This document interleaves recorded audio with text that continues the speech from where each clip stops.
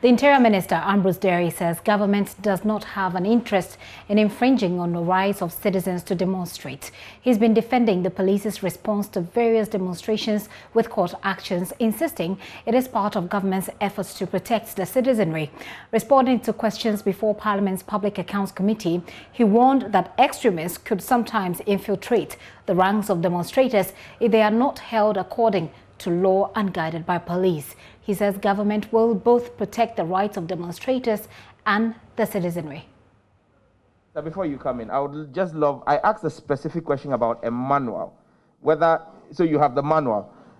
And with your explanation and with what we have seen, what our constituents have told us, it appears that the Ghana Police Force always starts with maximum lethal force in quelling any demonstration. And don't you have a responsibility as the police service to be able to contain the individuals that you point out in the crowd may have offensive weapons, to contain them and handle that threat than to expose the entire crowd to the use of maximum lethal force? Because when you use the US example, they've got the verbal warning that you speak about, they've got the physical restraint, then they've got what they call minimal lethal force before the use of maximum lethal force.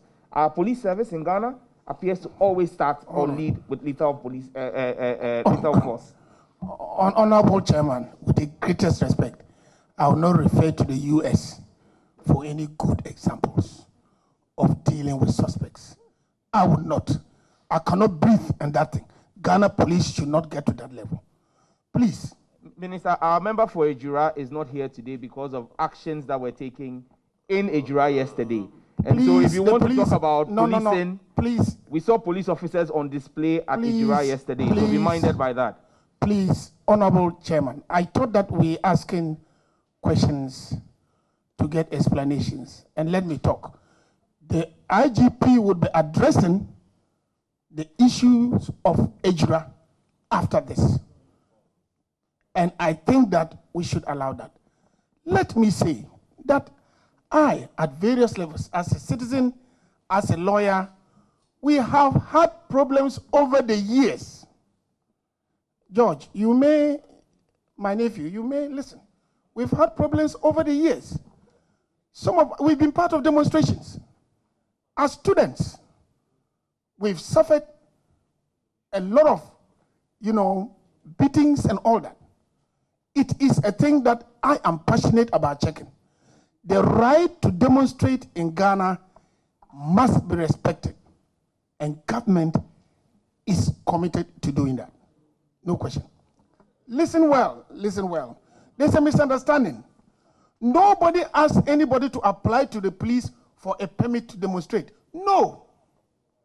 You give notice to the police because the government has a duty to protect you during the demonstration. So when you go to them, what you'll be discussing are the routes, and then we provide police to shepherd you. One of the reasons being that when the police are with you, they are able to detect some of these infiltrators who are not most of the time under the control of the main organizers.